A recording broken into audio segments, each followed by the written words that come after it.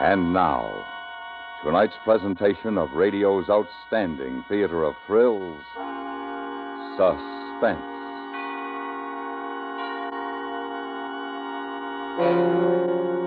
Tonight, in answer to many requests, we bring back a charming fantasy about a small boy who discovered a new world and lived forever after in its enchantment.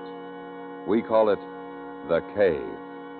So now, starring Richard Beals with Billy Chapin, here is tonight's suspense play, The Cave.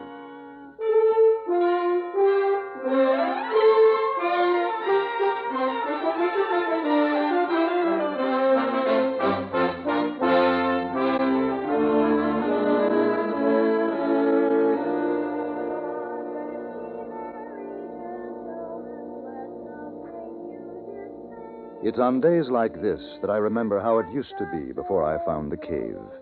This day in particular. Of course, it's hard to see everything as it really was. Time has a habit of distorting the memories. Memories. Christmas. Christmas Day.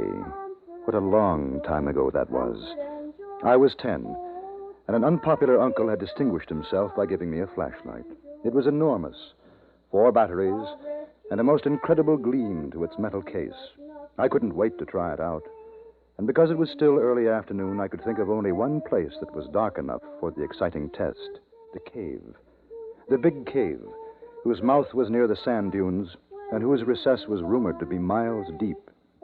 George Fennell and I had never ventured more than 200 yards or so inside. But on that Christmas afternoon, I knew that the cold darkness of the cave would have no fears for George and me.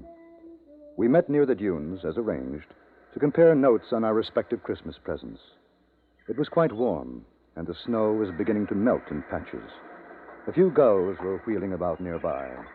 It was as I have remembered it all my life. That's keen. Listen, I'd better work like a searchlight tonight. I guess it would, all right. Maybe they'll let us stay up tonight if it doesn't get too cold, and we could play pirate. I could use my new gun. I thought we might go in the cave this afternoon. Hey, that's keen. Uh-oh. Maybe they'll get sore. I had to get all dressed up today. We won't get dirty. Besides, we could go a real long way inside with this. I wouldn't want to go in too far. They say the cave goes off in a lot of tunnels. We could get lost. Maybe if you haven't got a flashlight. Sure, that's right. And with my gun... Sure, we can explore. Come on. I'll race you to the cave.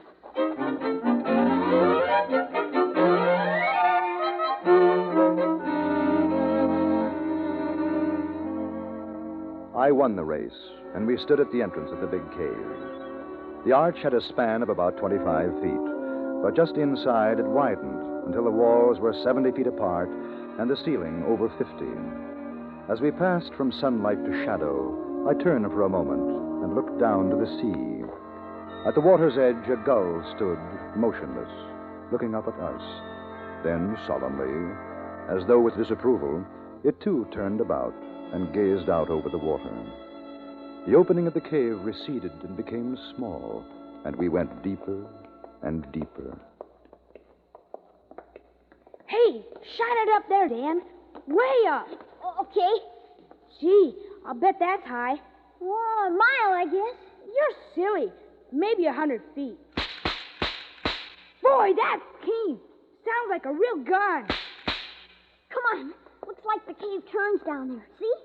Okay, but we better not go too far. You scared? Heck no, but, well, I gotta get back for dinner. They'll be awful sore if I'm late. You won't be late. Come on. I want to see what's around there. Okay, hold the light on my gun. I gotta reload.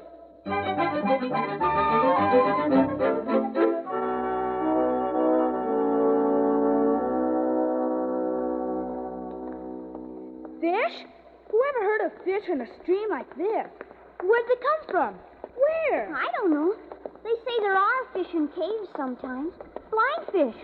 You're silly. Well, what are you stopping for, George? We gotta go back now.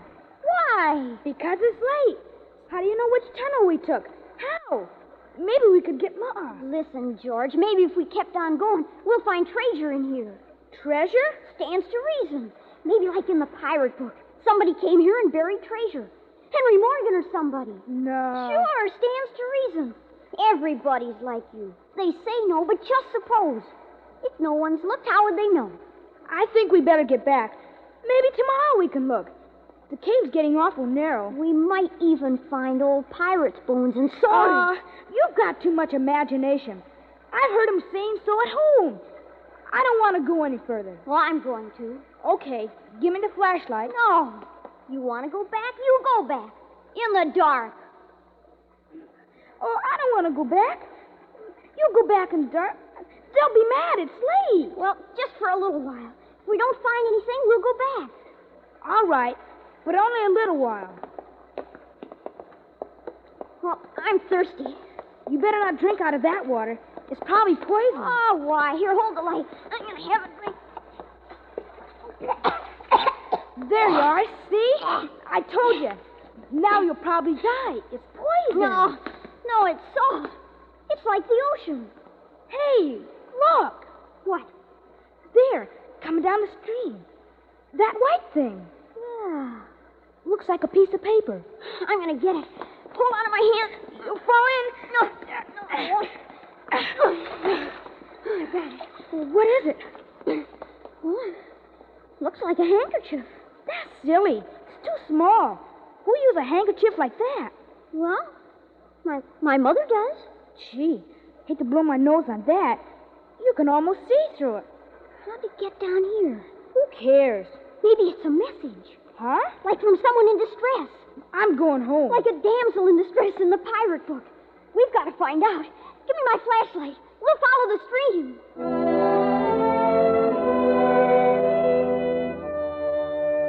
We followed the stream.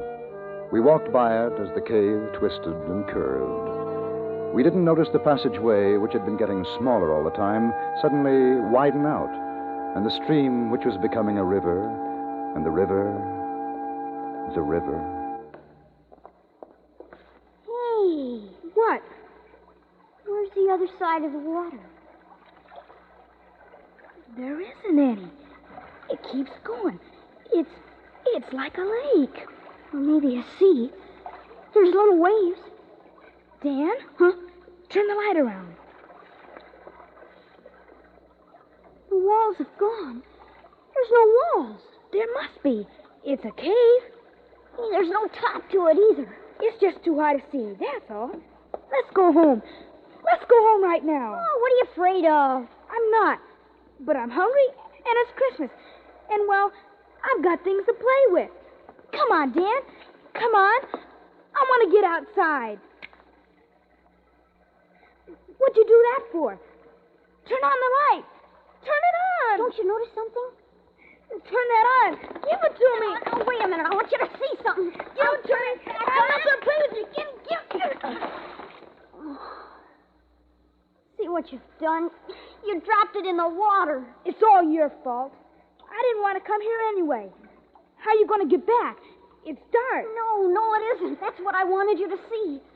Look up there. I don't see anything. You will. Oh, it's like stars. Way up there. That's what it is. It's stars.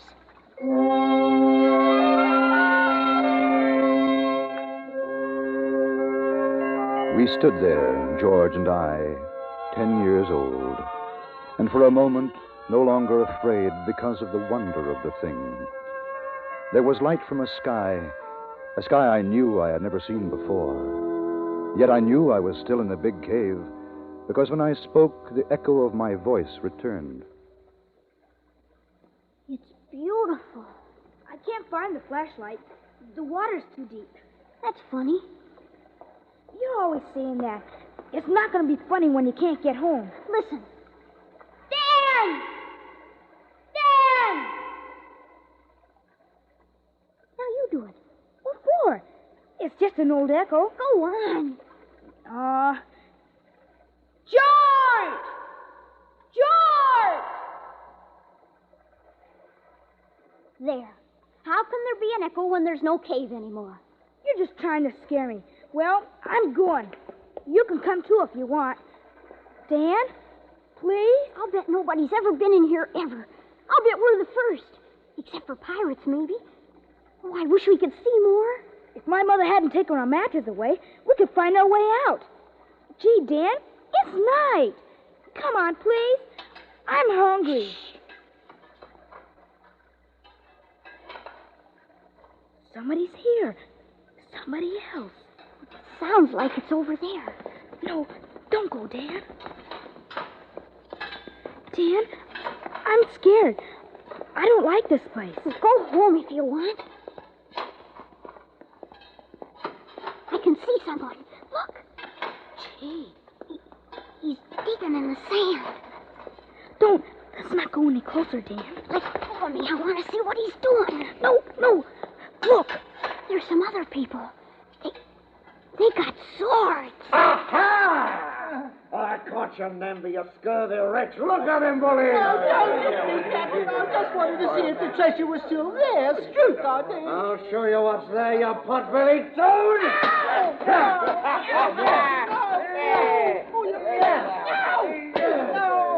I wasn't touching the treasure. Don't kill me. Kill you? I haven't started to kill you yet, Namby. Come on, bullies, lay on. We'll exercise our appetites for the feast.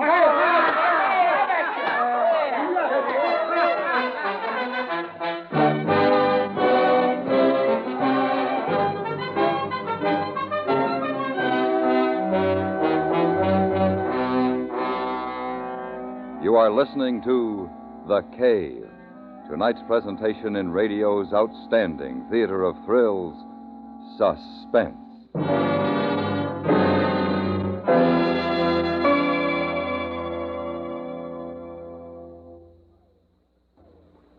A new superhighway, a throughway, attracts the bad as well as the good, as you well know if you've driven along a superhighway recently. But it's not the speeders and reckless drivers the FBI goes after tomorrow night on CBS Radio. It's a smooth schemer and swindler who's in operation as soon as a new superhighway is announced. He's cooked up a lovely plan for getting farmers and other landowners along the proposed right-of-way to fall for his tricks. The resulting story is timely and essential. Hear it tomorrow night when the FBI in Peace and War comes this way on most of these same stations. And now we bring back to our Hollywood soundstage Richard Beals with Billy Chapin, starring in tonight's production, The Cave, a tale well calculated to keep you in suspense.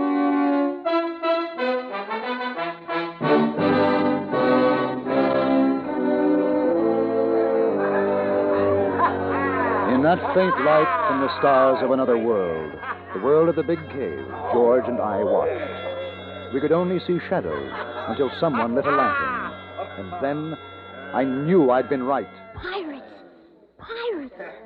I want to go home.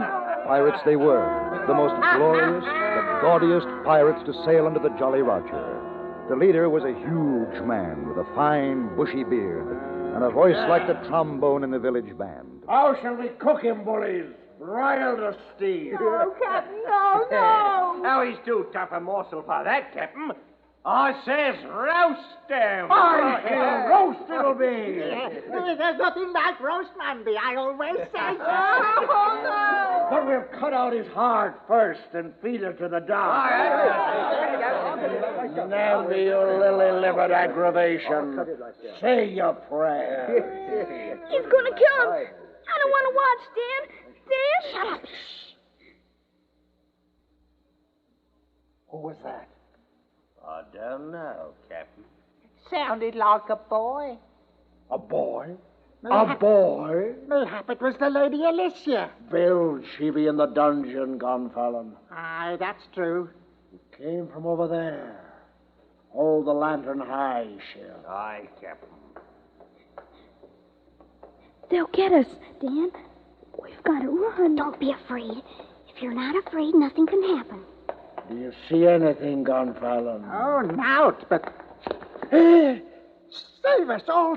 'Tis a boy. Nay, 'tis two on them. Scuppery. Boy. No. Hold down the little demon. That's it. Boys. 2 small boys.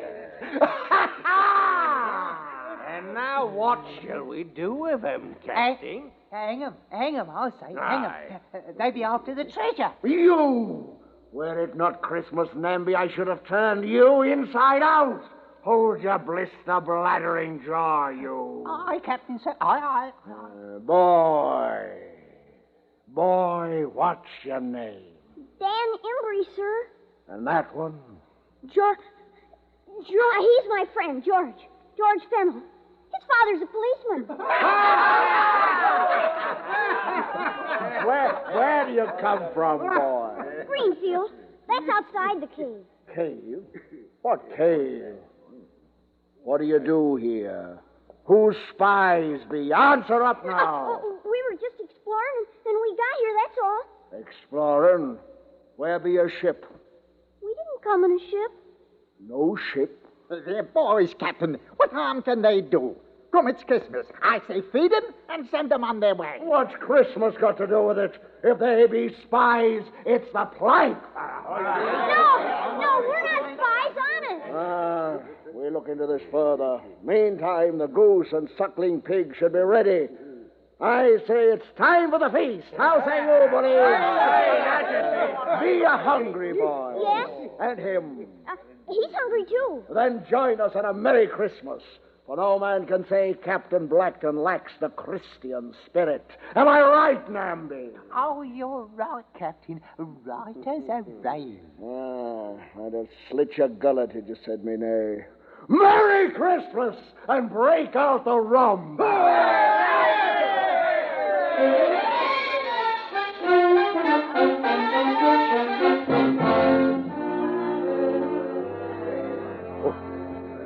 I remember that day, that long ago. The great dining board set upon trestles, the fruits and wine, roast goose and pig, the pirates, rough in their colorful patched clothing, the songs and drinking, stories of home and sea. Such Christmases I dreamt of, and I had dreamed it to come true. George sat next to me, eyes wide and unbelieving. After the plum pudding, we were called upon to sing a carol.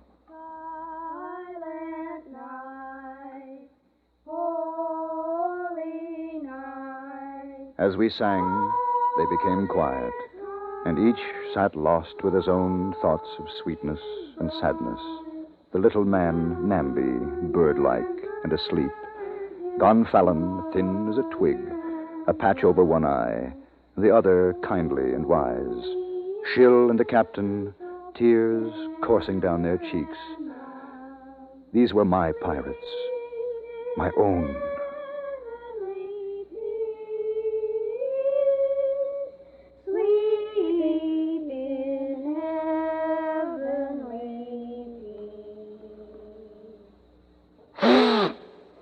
Well done, I say. Well done.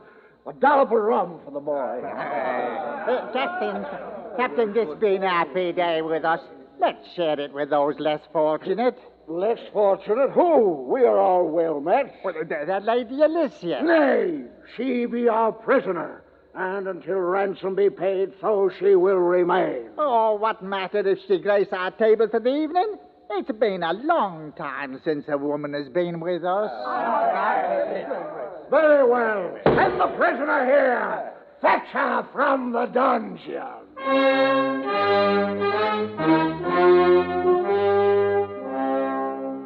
Then I thought of the fine lace handkerchief we had found in the stream. Would this prisoner, the Lady Alicia, would she have sent the message of distress? And how? They brought her in, and to me, she looked as she should have looked. The most beautiful lady in the world, gowned in silks, with a pale but proud face. I fell in love with her, and I was 10.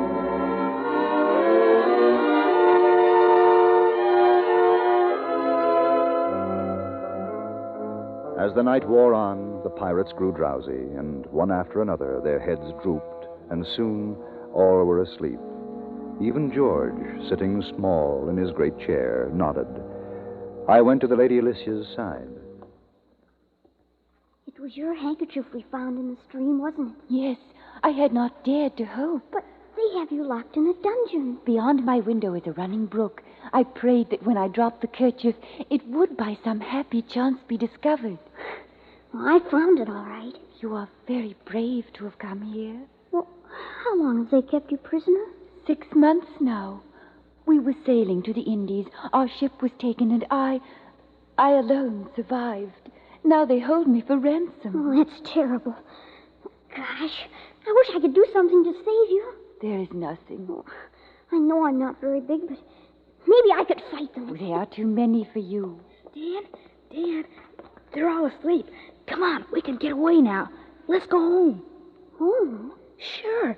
Our folks are going to be mad. Oh, George, we've got to save her. If you could but escape and deliver a message to my father. Sure, okay. Where does he live? London, Lord Basingstoke. He would reward you well. Sure, but we gotta go now. I don't want to leave you. They'll be angry when they wake up. My hope will rest in you. I shall pray for your safety and return. Gee whiz, Dan, come on. You go ahead. I'll be right along. Okay, but hurry up. I'll wait by the water. Will you be all right? Yes, Suppose I come back and you're not here. I shall try to leave a message. I'm Dan. I know. When I get older, I shall marry you. You're beautiful. I'll wait for you. Now you must go before they awake. I don't want to go. You will come back to me here. I love you. Hurry up, Dan. Gee whiz, I want to get home. They'll be mad. Mother said not to be late for dinner. We've got to save Lady Alicia. Don't forget. Okay, but hurry up. It's kind of dark, but I know which way to go. I don't want to fall in the stream and get all wet. I've got my good clothes on. You won't. I'm sorry I dropped your flashlight in. I'll save up and get you another. I don't mind. I'll bet it's awful late. I'm glad it's Christmas. Maybe they won't mind.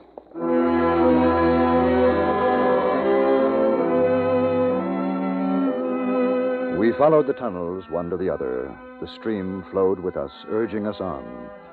It was dark, but I knew the way.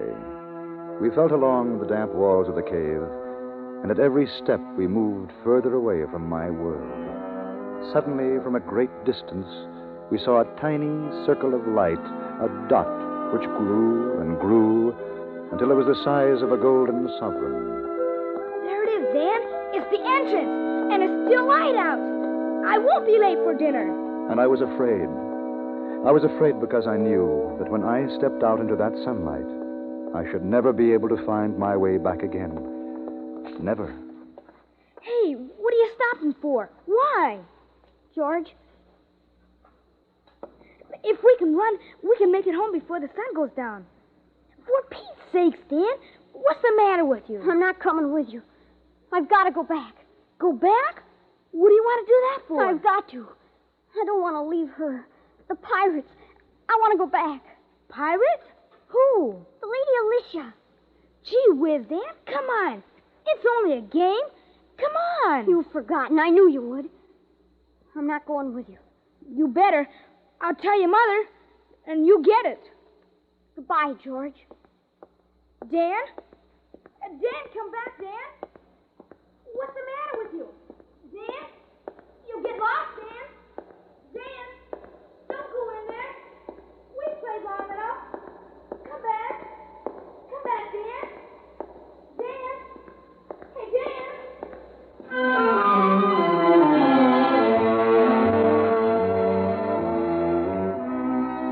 I had turned away from George and the speck of light that was outside.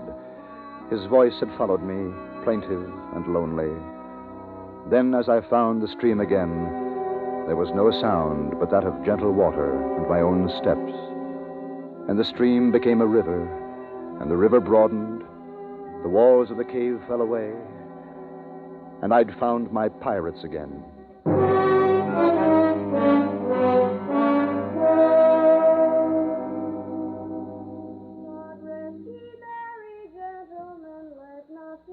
It's on days like this that I remember how it used to be before I found the cave. This day in particular. Sometimes I wonder what happened to George and what it's like outside the cave. But I don't really mind. After all, the Lady Lycia kept her promise and waited for me until I grew up. Now everything is as I'd always dreamed it in the books.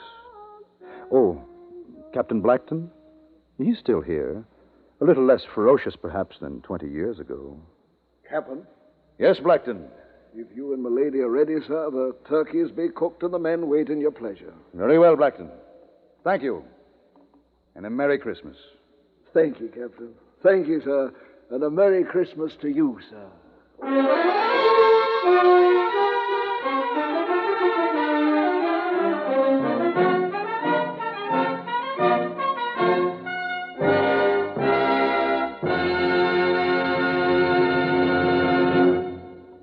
Suspense, in which Richard Beals with Billy Chapin starred in tonight's presentation of The Cave. Next week, we bring you one of the great mysteries of the sea, a ship found drifting in perfect condition with but no human aboard. We call it The Mystery of the Marie Celeste. That's next week on Suspense.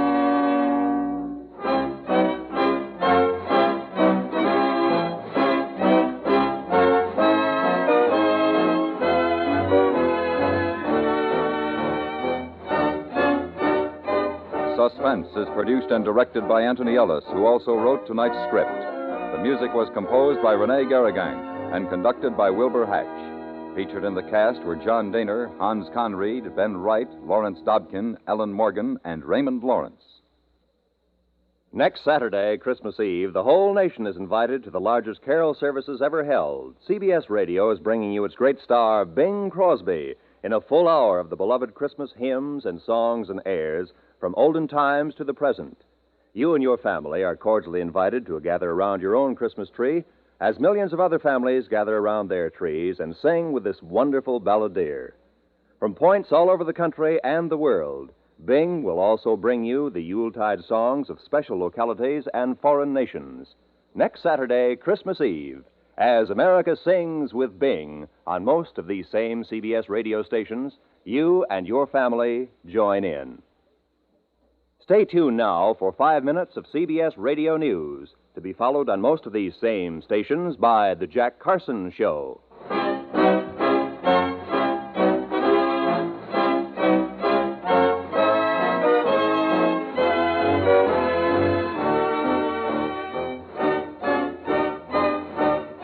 You hear America's favorite shows on the CBS Radio Network.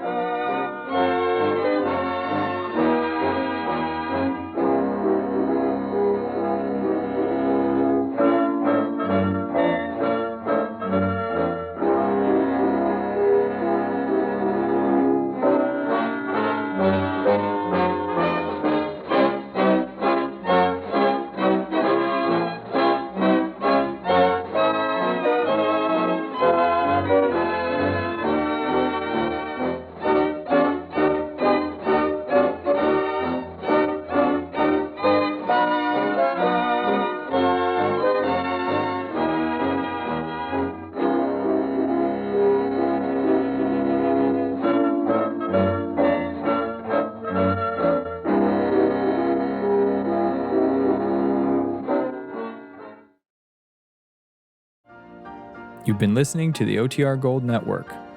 Find more classic radio at otrgold.com.